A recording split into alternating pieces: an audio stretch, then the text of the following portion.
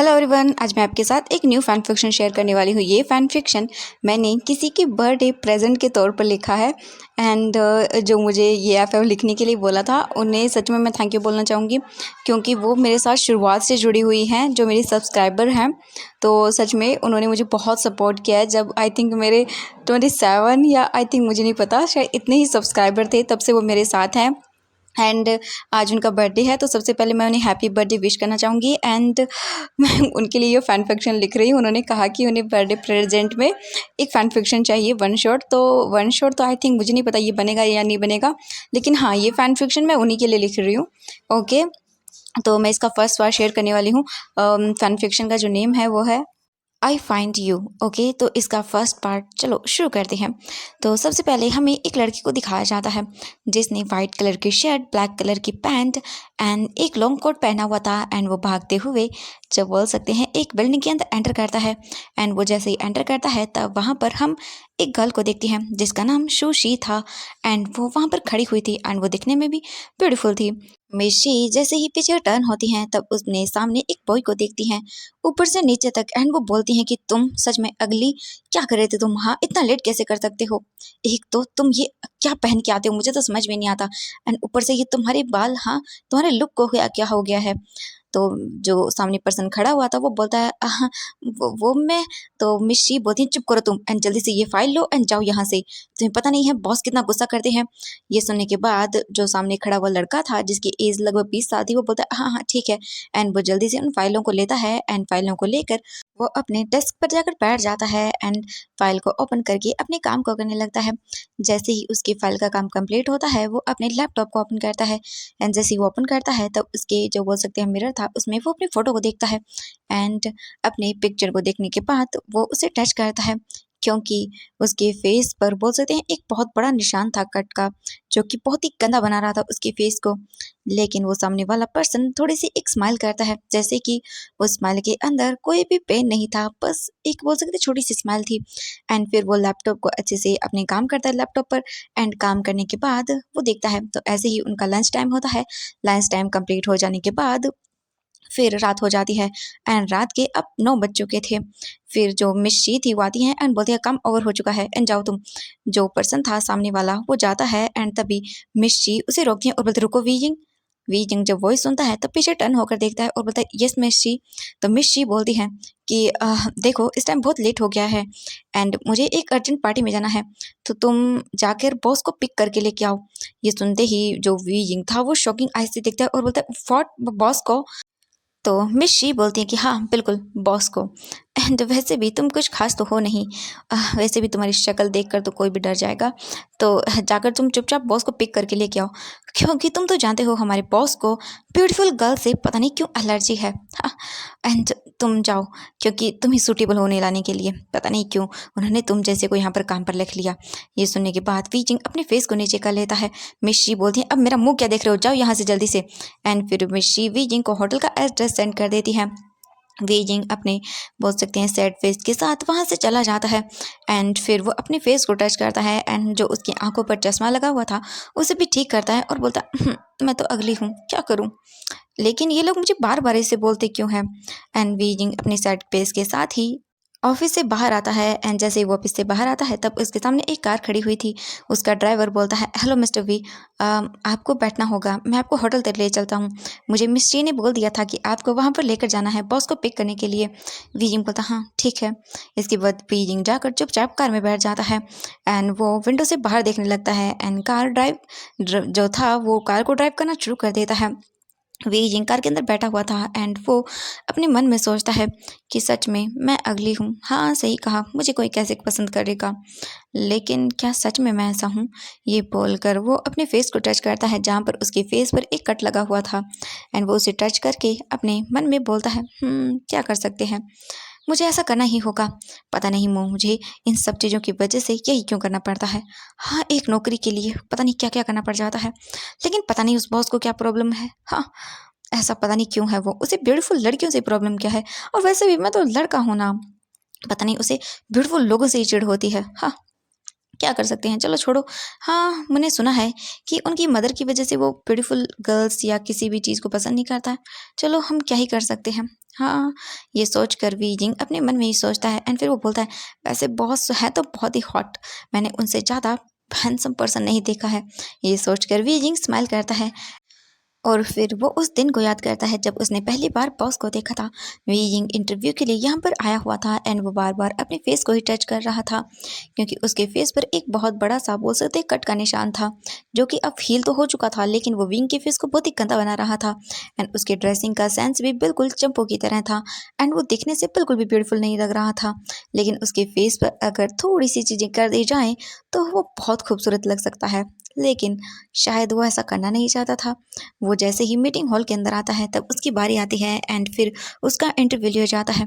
जैसे ही we Ying अपने सामने वाले पर्सन को देखता है तब वो देखता ही रह जाता है क्योंकि उसके सामने लायन कंपनी का CEO लैन वांगजी बैठा हुआ था, जो कि वी यिंग को घूर के देखता है एंड फिर वो वी यिंग की फाइल को रीड करता है एंड वी यिंग से कोई भी क्वेश्चन नहीं करता एंड सीधा बोलता है कि ठीक है, तुम आज से मेरे ऑफिस में काम करोगे। वी यिंग ये सुनकर सरप्राइजिंगली मिस्टर लैन को देखता है एंड फिर वो बोलता है कि क्या आप मुझसे कुछ भी पूछेंगे नहीं। तो जो वांगजी था वो देखता है और बोलता है, नहीं बिल्कुल नहीं, मुझे तुम्हारी बायोडाटा में सब मिल गया है एंड मैं बहुत ही इम्प्रेस हूँ तुम्हारे काम से एंड तुम सूट भी करते हो इस जॉब के लिए। ये सुनने के बाद वी जिनके फेस पर स्माइल आ जाती है एंड वो बोलता है, thank you so much sir. And फिर वो वहाँ से उठकर चला जाता है एंड वी जिंग को आज से ही उसका काम समझा दिया जाता है। वी यिंग बोलता, सच में जैसे मैंने उसे पहली बार देखा था आज भी वो इतना ही हैंडसम है, लेकिन उसके बाद से मैंने तो बॉस को बहुत ही कम देखा है। हाँ चलो क्या कर सकते हैं, लेकिन आज मैं उन्हें देखने वाला हूँ। यही सोचकर वी यिंग स्माइल करता है। अब हम देखते हैं यहाँ से लगभग 15 मिनट के बाद का सीन। वो ड्राइवर एक कार को बहुत ही बड़े से बोल सकते हैं होटल के सामने रोकता है। वी यिंग कार से बाहर आता है एंड वो ड्राइवर बोलता है कि वी यिंग को कौन से फ्लोर पर जाना है। इसके बाद वी यिंग अपने चश्मे को ठीक करता है एंड वो सीधा होटल के अंदर चला जाता है एंड रिसेप्शनिस्ट से वो पूछकर सीधा फ्लोर नंबर 15 पे चला जाता है एलिवेटर से। जैसे ही वो ओपन होता है एलिवेटर, वी यिंग निकल कर बाहर आता है एंड वो अंदर जाता है एंड डोर को नॉक करता है तो एक लड़की आकर डोर को ओपन करती है। वी यिंग उसे कुछ बताता है एंड वो लड़की वी यिंग को अंदर आने के लिए बोलती है एंड वो लड़की भी वी यिंग को अजीब तरीके से देख रही थी एंड वी यिंग इसका कारण जानता था। वे यिंग चुपचाप करके जो है बोल सकते हैं रूम के अंदर आता है एंड वो देखता है तो वहाँ पर सब लोग बैठकर ड्रिंक कर रहे थे एंड बहुत ही ज़्यादा ड्रंक थे एंड जैसे ही बोल सकते हैं वी यिंग अंदर एंटर करता है तो सभी लोग वी यिंग को देखते हैं। वी यिंग इधर उधर देखता है तभी उसकी नज़रें लैन वांगजी पर जाती हैं एंड वो जो है वांगजी के पास आता है और बोलता, बॉस आपको घर जाना है। ये सुनते ही वांगजी जो है अपनी बोल सकते हैं ड्रिंक आई से वी यिंग को देखता है और बोलता है, तुम सेक्रेटरी वी वी वी यिंग हो ना। ये सुनने के बाद वी यिंग बोलता, हाँ सर मैं ही हूँ, मैं आपको यहाँ पर पिक करने के लिए आया हूँ, प्लीज़ सर खड़ चलिए, मैं आपको लेने के लिए आया हूँ। ये सुनने के बाद वांगजी बोलता, हाँ हाँ ठीक है। ये बोलकर वांगजी उठने लगता है, लेकिन तभी जो उसके पार्टी में अदर जो मेंबर्स थे वो बोलते हैं, ओह यह आपकी सेक्रेटरी है। तो वांगजी देखता है उस पर्सन की ओर, बोलता है, हाँ ये मेरी सेक्रेटरी है, ठीक है मैं चलता हूँ।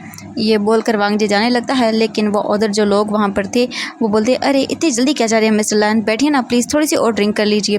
ये बोलकर वो ज़बरदस्ती वांगजी को फिर से बैठा देते हैं एंड फिर उनमें से एक पर्सन वी यिंग को देखता है और बोलता है, ओह सेक्रेटरी वी, तो आप भी यहाँ पर बैठ जाइए, हाँ अभी ड्रिंक कर लीजिए। वी यिंग बोलता, नहीं मैं ड्रिंक नहीं कर सकता हूँ, लेकिन जो अदर मेंबर थे वो भी ज़बरदस्ती वी यिंग को बैठा देते हैं एंड उसे भी वाइन का ग्लास दे देते हैं। वी यिंग जो है न चाहते हुए भी उसे वो ड्रिंक का ग्लास पीना पड़ता है एंड वी यिंग अपने सर को पकड़ लेता है क्योंकि वी यिंग ने आज तक कभी भी ड्रिंक नहीं की थी एंड आज पहली बार उसे ड्रिंक भी करनी पड़ गई थी। वी यिंग बोलता है, सर अब हमें, तभी बोलते, अरे इतनी क्या जल्दी है सेक्रेटरी, अब एक और लीजिए। ये बोलकर वो फिर से वाइन का ग्लास वी यिंग को देते हैं। वांगजी जो है अपने ड्रिंक का ग्लास ख़त्म करके जो हाथ में गिलास वी यिंग के था उसे भी ले लेता है एंड उसकी ड्रिंक को पी लेता है एंड फिर वो उस पर्सन की ओर देखता है और बोलता, नाउ अब फिनिश। ये बोलकर वांगजी उठ जाता है एंड वी यिंग का भी हाथ पकड़ता है और वी यिंग को वहाँ से लेकर चला जाता है। वांगजी उस रूम से बाहर आता है एंड लड़खड़ाते हुए वो इधर से उधर चलने लगता है। वी यिंग कैसे भी करके वांगजी को जो है पकड़ता है क्योंकि अभी उसे ड्रिंक का नशा नहीं हुआ था एंड वांगजी तो न जाने यहाँ बैठकर कब से पी रहा था, इसीलिए वी यिंग जो था वो वांगजी को पकड़कर वहाँ से लेकर जाने की कोशिश करता है। वांगजी जो है बहुत ही मुश्किल से चल पा रहा था वी जिंग कैसे भी करके वांग जी को जो है कार तक लेकर आता है होटल से बाहर एंड फिर वो कार के डोर को ओपन करता है एंड ड्राइवर भी वी जिंग की हेल्प करता है कार के अंदर वांग जी को बैठाने में। इसके बाद वी जिंग भी वांग जी के साथ ही बैठ जाता है एंड फिर वांग जी के घर के पास वो गाड़ी आकर रुकती है। इसके बाद वांग जी वी जिंग की हेल्प करता है उसे कार से बाहर निकालने में एंड उसे लेकर वो घर के अंदर आता है। वी जिंग घर को देखता है तो घर तो बहुत ही ज़्यादा ब्यूटीफुल था, ये कहीं कि लग्जूरियस घर इससे ज़्यादा वी जिंग ने कभी देखा भी नहीं होगा। सच में ये बहुत ब्यूटीफुल था। वी जिंग जैसे ही वांग जी को लेकर घर के अंदर आता है तभी एक सर्वेंट आती है एंड वो वी जिंग को बोलती है सर मास्टर। तो वी जिंग उन्हें बोलता है कि मैं इनका सेक्रेटरी हूँ एंड मुझे इनका रूम बता दीजिए, मैं इन्हें रूम में छोड़ देता हूँ। ये सुनने के बाद वो सर्वेंट बोलती है कि हाँ सर, सेकंड फ्लोर पर राइट वाला रूम इन्हीं का है। वी जिंग बोलता है ओके ठीक है। इसके बाद वी जिंग वांग जी को कैसे भी करके सीढ़ियों से ऊपर लेकर जाता है एंड वांग जी को रूम में लेकर आता है उसके, और फिर वो डोर ओपन करके जो है वांग जी को उसके बेड के पास लेकर आ रहा था। लेकिन तभी जो वांग जी था वो बोलता मुझे मुझे वो वॉशरूम जाना है। जिंग बोलता हाँ। वांग जी बोलता हाँ मुझे ना वॉशरूम जाना है, मुझे लेके चलो। जिंग बोलता हाँ ठीक है बॉस। इसके बाद वी जिंग फिर वांग जी को बहुत ही मुश्किल से वॉशरूम तक लेकर जाता है और बोलता सर आप कर लीजिए, आपको जो करना है वो, मैं यहीं पर हूँ। लेकिन वांग जी वी जिंग को भी खींच कर अंदर लेकर जाता है। वी जिंग बोलता हाँ सच में मैं क्या करूँ इसका, ये सब चीज़ें वी जिंग अपने मन में ही सोचता है, लेकिन फ़िलहाल वो कुछ भी नहीं कर सकता था। वी जिंग जो है वांग जी को वहाँ पर खड़ा करता है और बोलता सर प्लीज़ अब कर लीजिए। वांग जी बोलता हाँ मैं कैसे करूँ, मैं मेरी पैंट की ज़िप ओपन करो तुम। ये सुनने के बाद वी जिंग की शौक के मारे आंखें बड़ी बड़ी हो जाती हैं और बोलता व्हाट कि क्या सर प्लीज़ आप कर लीजिए। तो वांग जी बोलता नहीं तुम करो मेरी हेल्प, तुम सेक्रेटरी हो ना मेरे, तो करो। वी जिंग बोलता हाँ सर मैं सेक्रेटरी हूँ, लेकिन वांग जी बोलता नहीं करो प्लीज़। ये सुनने के बाद वी जिंग बोलता ठीक है सर कर रहा हूँ। इसके बाद वी जिंग अपनी आइज़ को क्लोज़ करता है एंड वो धीरे धीरे करके वांग जी की पैंट की जिप को भी ओपन करता है और बोलता सर प्लीज़ अब कर लीजिए आप। वांग जी बोलता नहीं मैं कैसे करूँ निकाल के, तो विंग की शॉकिंग के मारे आंख बड़ी हो जाती है और बोलते व्हाट, ये मैं नहीं करने वाला। ये बोलकर वी जिंग अपने फेस को साइड कर लेता है। वांग जी बोलता प्लीज़ करो ना, क्या तुम मेरी हेल्प नहीं करोगे हाँ। ये सुनने के बाद वी जिंग अपनी आंखें बंद करता है और बोलता है हाँ सच में मैंने हाँ क्यों बोला यहाँ पर आने के लिए, सच में ये कितना डिस्गस्टिंग है एंड ये बॉस पीने के बाद कितनी बकवास हरकतें करे कमीने कहीं के। वी जिंग बोलता है लेकिन मैं क्या करूं। वी जिंग फिर बॉस के फेस की ओर देखता है, यानी कि लैंजन के फेस की ओर देखता है। लैंजन ने बहुत ही क्यूट सा पपी सा फेस बना के रखा था। ये देखने के बाद वी जिंग बोलता है सच में। वी जिंग फिर अपनी आईज़ को फिर से क्लोज करता है और बोलता है हाँ कुछ नहीं वी जिंग, तुम्हें करना ही होगा, ओके बस कर दो। नॉर्मली तो है, वैसे भी ये भी तो बॉय हैं एंड मैं भी तो बॉय ही हूँ, चलो कोई बात नहीं। वी जिंग फिर कैसे भी करके वांग जी की हेल्प करता है और फिर इसके बाद वी जिंग अपने फेस को टर्न कर लेता है। वी जिंग बोलता हाँ ऐसा भी कोई इंसान हो सकता है, हाँ इतना लॉन्ग, ये मैं क्या सोच रहा हूँ। वी जिंग अपने फेस को साइड करता है और बोलता सर प्लीज़ अब कर लीजिए। वांग जी बोलता हाँ थैंक यू। इसके बाद वांग जी को जो करना था वो करता है। इसके बाद वांग जी बोलता हाँ मैंने कर लिया, अब इसे बंद करो। वी जिंग अपने सर को मन कर रहा था कि कहीं मार दे ले जाके, लेकिन क्या कर सकता है। इसके बाद वी जिंग फिर से वांग जी की हेल्प करता है एंड फिर जिप को भी लगाता है। उसके बाद फिर बोलता है सर प्लीज़ हैंड वॉश कर लीजिए। वांग जी बोलता है हाँ। इसके बाद वांग जी हैंड को वॉश करता है एंड फिर इसके बाद वांग जी बोलता है चलो अब मुझे सोना है। वांग जी बोलता है हाँ ठीक है। वी जिंग जो है वांग जी को ले जाने लगता है, लेकिन तभी अचानक से वांग जी का पैर स्लिप होता है एंड वांग जी नीचे फ्लोर पर गिरने लगता है। वांग जी जल्दी से वी जिंग के नेक पे जो टाई थी उसे पकड़ लेता है एंड वी जिंग अपने आप को बैलेंस करने के लिए जो शावर का हैंडल था उसे पकड़ता है, लेकिन कोई फ़ायदा नहीं होता। वो हैंडल ऑन हो जाता है एंड पानी गिरना शुरू हो जाता है एंड वी जिंग सीधा वांग जी के ऊपर गिरता है फ्लोर पर एंड उन दोनों के ऊपर पानी गिर रहा था। वांग जी वी जिंग को देखता है और बोलता है हाँ मैं गिर गया एंड फिर वांग जी की नज़रें वी जिंग के फेस पर जाती है एंड फिर वो वी जिंग के फेस को देखता है जो पानी पड़ने की वजह से बहुत ब्यूटीफुल लग रहा था।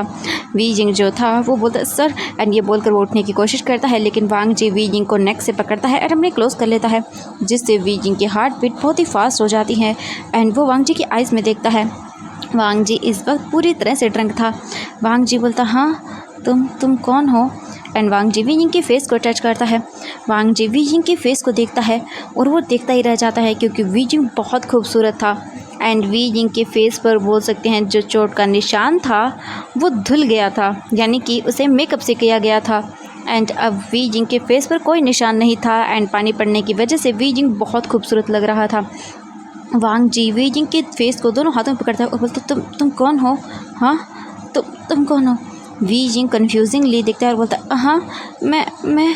इससे पहले कि वी जिंग कुछ और बोल पाता, वांग जी डायरेक्टली वी जिंग को बहुत ही अग्रेसिवली किस करने लगता है एंड वी जिंग तो इससे पूरी तरह से शॉक हो जाता है। वी जिंग काफ़ी देर तक ऐसे ही रहता है एंड वांग जी वी जिंग के लिप्स को ब्रूटली सक एंड किस करता है। वी जिंग को किस करते हुए वांग जी वी जिंग को फ्लिप कर देता है एंड उसके ऊपर आ जाता है। वांग जी विंग को देख रहा था एंड वी जिंग के लिप्स पर उसे किस करने के बाद वांग जी जो था वो वी जिंग के नेक पर किस करने लगता है एंड वी जिंग मतलब पूरा फ्रीज था, उसे तो समझ ही नहीं आया कि एक सेकंड में क्या हो गया। वी जिंग बोलता हाँ ये, लेकिन वी जिंग इसके आगे कुछ भी सोच और समझ नहीं पाता क्योंकि वांग जी एक हाथ से वी जिंग के शर्ट के बटन्स को ओपन कर रहा था एंड वी जिंग ने भी ड्रिंक किया था एंड वो भी पहली बार, तो इसीलिए वी जिंग को भी अब ड्रिंक का नशा होने लगा था एंड वो वांग जी के हर एक टच को फील करने लगा था। वांग जी वी जिंग की शर्ट को धीरे धीरे करके उसके शोल्डर से निकालता है एंड वी जिंग के हाथ को पकड़कर उसे उठाता है एंड अपने लैब में बिठा लेता है एंड उसके बाद फिर से वी जिंग को किस करने लगता है उसके नेक पर एंड फिर वांग जी धीरे धीरे करके वी जिंग की शर्ट के बोल सकते हैं उसके शोल्डर से नीचे करता है एंड वांग जी वी जिंग के नेक पर उसे किस कर रहा था। तभी वांग जी की नज़रें वी जिंग के शोल्डर पर जाती हैं जहाँ पर एक बोल सकते हैं लोटस का चिन्ह था, यानी कि टैटू बना हुआ था लोटस का। वांग जी उसे देखता है एंड वहाँ पर भी किस करता है एंड वी जिंग अब खुद भी पूरी तरह से खो चुका था एंड वो भी वांग जी को किस रिटर्न करता है एंड वो दोनों बहुत ही अग्रेसिवली एक दूसरे के अंदर खो जाते हैं एंड इसके बाद वांग जी विंग को गोद में कैरी करके अपने रूम में लेकर आता है एंड इसके बाद वांग जी एंड वी जिंग अपनी एक बहुत ही ब्यूटीफुल सी एंड पैशनेट सी नाइट को स्पेंड करते हैं एक दूसरे के साथ। अब हम देखते हैं यहाँ से मॉर्निंग का सीन। वी जिंग जो था वो सोया हुआ था वांग जी के चेस्ट पर एंड वांग जी की बोल सकते हैं चेस्ट नहीं, वो पूरी तरह से बेड में नेकेड था एंड वी जिंग जो था वो धीरे धीरे अपनी आइज़ को ओपन करता है एंड जैसे वो अपनी आइज़ को ओपन करता है वी जिंग को फील होता है किसी की चेस्ट। वी जिंग टच करता है एंड वो अपनी आइज़ को ओपन करता है और बोलता है हाँ ये कितना सॉफ्ट है, ये बोलकर वी जिंग अपनी आइज़ को ओपन करता है एंड जैसे ही वो अपनी आइज़ को ओपन करता है तब वो फ्रीज, मतलब उसे समझ ही नहीं आया कि ये क्या हो गया। वी जिंग जल्दी से देखता है तो वो शॉक रह जाता है। वी जिंग जल्दी से उठ जाता है एंड देखता है और बोलता है हाँ ये क्या हो गया बॉस, मैं ये सब। एंड वी जिंग अपने सर को पकड़ लेता है एंड धीरे धीरे करके वो कल रात की सारी चीज़ें याद करता है एंड वी जिंग अपने सर को पकड़ लेता है और बोलता है ये मैंने क्या कर दिया, ये मैंने क्या कर दिया। तभी वी जिंग की नज़रें जो है वहाँ सामने मिरर पर जाती है जहाँ वी जिंग अपने फेस को देखता है। वी जिंग के फेस पर अब ना ही तो कोई निशान था एंड न ही कोई और चीज़ें थी। वी जिंग बहुत खूबसूरत लग रहा था। वी जिंग बोलता ओह माय गॉड ये क्या हो गया, मुझे जल्दी से जाना होगा यहाँ से। वी जिंग तभी अचानक से अपने नेक पर पड़े हुए जेड पेंडेंट को देखता है जो कि टूट गया था। वी जिंग बोलता हाँ ये पेंडेंट कहाँ गया मेरा, ये बोलकर वी जिंग देखता है तो वहाँ पर पेंडेंट नहीं था। वी जिंग को समझ नहीं आता कि आखिरकार उसका जेड पेंडेंट कहाँ गया एंड ये टूट गया है। वी जिंग बहुत ही ज़्यादा सैड हो जाता है, लेकिन फिर वी जिंग वांग जी को देखता है और बोलता नहीं मुझे जल्द से जल्द यहाँ से जाना होगा।